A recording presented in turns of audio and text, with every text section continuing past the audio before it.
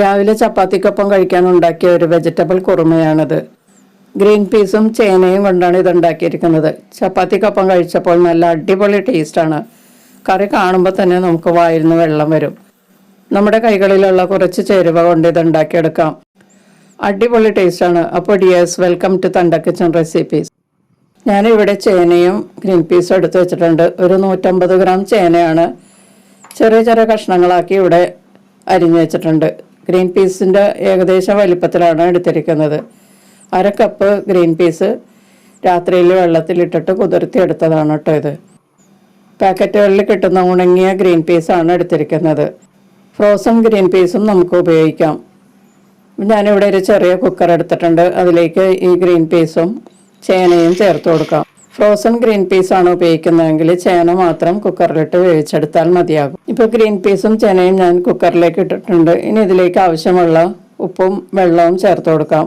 ഇതിലേക്ക് ആവശ്യമുള്ള ഉപ്പ് മാത്രം ചേർക്കുക. കൂടുതലായാൽ നമുക്ക് കറിക്ക് ഉപ്പ് കൂടിപ്പോകും. അതുകൊണ്ട് കുറച്ച് ആദ്യം ചേർത്തിട്ട് നമുക്ക് അവസാനം ചേർത്താൽ മതിയാകും. ഇനി ഇതിലേക്ക് 1/4 കപ്പ് വെള്ളം ചേർത്ത് കൊടുക്കാം. കൂടുതൽ വെള്ളം ചേർക്കരുത്, ഇത് നന്നായിട്ട് കുറുകിപ്പോവും. ചേനക്കൊക്കെ അധികം വേവില്ലാത്തതാണ്.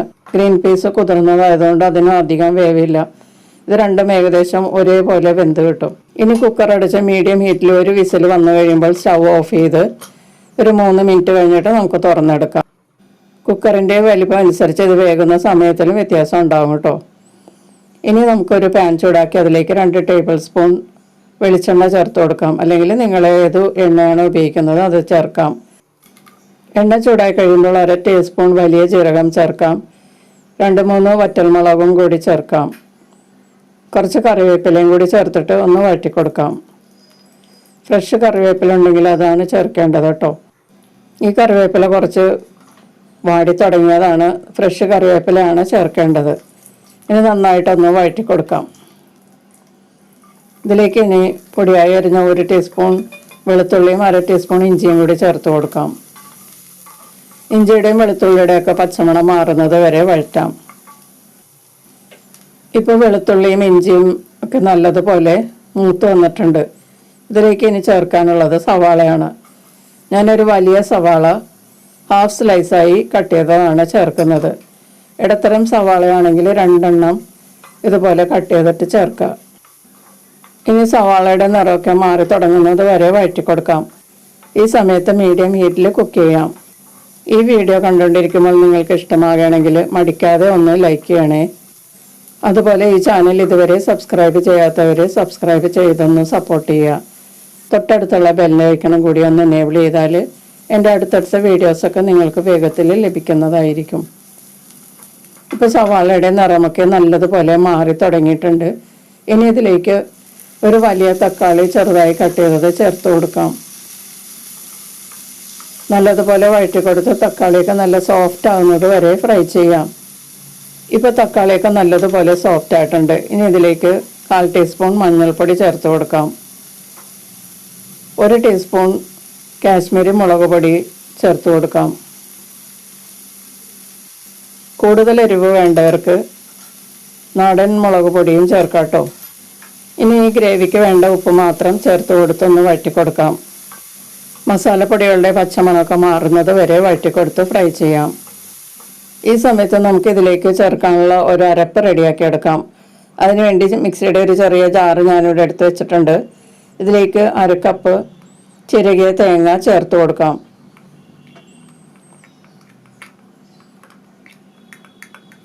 ഇനി ഇതിലേക്ക് ചേർക്കാനുള്ളത് എരിവിനുള്ള പച്ചമുളകാണ്.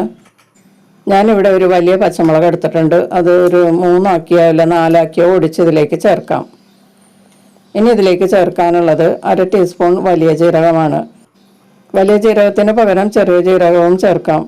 ഇനി ഇതിലേക്ക് കുറേശ്ശെ വെള്ളം ചേർത്ത് നല്ല കട്ടിയായിട്ട് അരച്ചെടുക്കാം.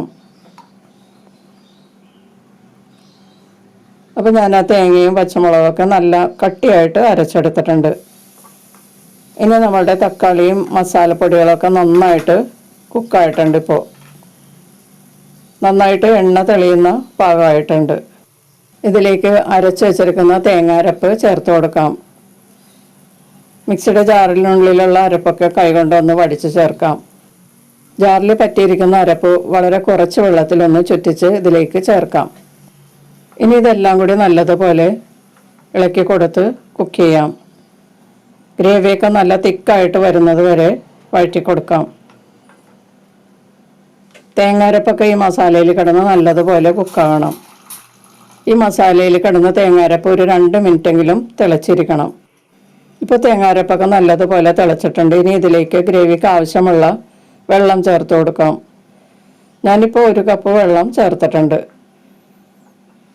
ഇനി അരപ്പൊന്ന് നല്ലതുപോലെ തിളക്കുന്നത് വരെ ഇളക്കി കൊടുത്ത് ചൂടാക്കാം. ഇപ്പോൾ ഈ ഗ്രേവിയൊക്കെ നല്ലതുപോലെ തിളക്കുന്നുണ്ട്. ഇതിലേക്ക് ഇനി നമുക്ക് വേവിച്ച് വെച്ചിരിക്കുന്ന ഗ്രീൻ പീസും ചേനയും കൂടി ചേർത്ത് കൊടുക്കാം.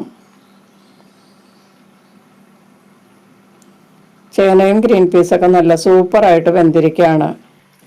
ഇതിലെ വെള്ളത്തോടു കൂടി നമുക്ക് ഈ ഗ്രേവിയിലേക്ക് ഇട്ട് കൊടുക്കാം.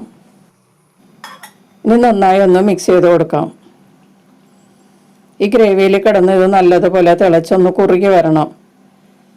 ഈ ഗ്രേവിയുടെ ലൂസ് നിങ്ങൾക്ക് എത്രമാത്രം വേണോ അതനുസരിച്ച് ചൂടാക്കി കുറുക്കിയെടുക്കാം. നല്ല തിക്കായിട്ട് വേണമെങ്കിൽ അതുപോലെ നമുക്ക് കുറച്ച് കൂടുതൽ നേരം ഇളക്കി കൊടുത്ത് ചൂടാക്കിയാൽ മതി. ഗ്രേവിക്ക് ആവശ്യമുള്ള തിക്നെസ് ആയി കഴിയുമ്പോൾ ഇതിലേക്ക് നമുക്ക് ഒരു ചേരുവയും കൂടി ചേർക്കാനുണ്ട്. നല്ല പൊടിയായി അരിഞ്ഞ മല്ലിയില ചേർത്ത് കൊടുക്കാം. 2 ടേബിൾ സ്പൂണോളം പൊടിയായി അരിഞ്ഞ മല്ലിയില ഇതിലേക്ക് ചേർക്കാം.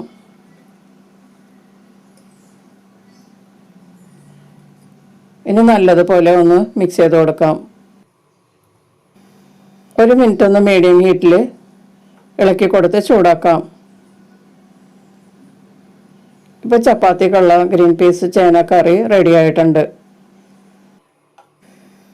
നല്ല കുറുകിയ ഗ്രേവിയോട് കൂടിയ ഈ ഗ്രീൻ പീസ് ചേന കറി വളരെ നല്ല ടേസ്റ്റാണ്. കാണുമ്പോൾ തന്നെ നമുക്ക് വായിൽ വെള്ളം വരും. നല്ല മണവും രുചിയുമുള്ളൊരു കറിയാണിത്. ചപ്പാത്തിക്ക് മാത്രമല്ല, ഇത് ചോറിനും പൊറോട്ടയുടെ കൂടെയൊക്കെ കഴിക്കാൻ വളരെ നല്ലതാണ്. ചപ്പാത്തി ഇവിടെ പാനിൽ റെഡി ആയിക്കൊണ്ടിരിക്കുകയാണ്. അപ്പോൾ ഈ ചൂട് ചപ്പാത്തി നമുക്കൊരു പാത്രത്തിലേക്ക് മാറ്റാം. ഇനി ഇതിൻ്റെ കൂടെ തന്നെ നല്ല ചൂടായിരിക്കുന്ന ഗ്രീൻ പീസ് ചേനക്കറിയും കൂടി വിളമ്പാം.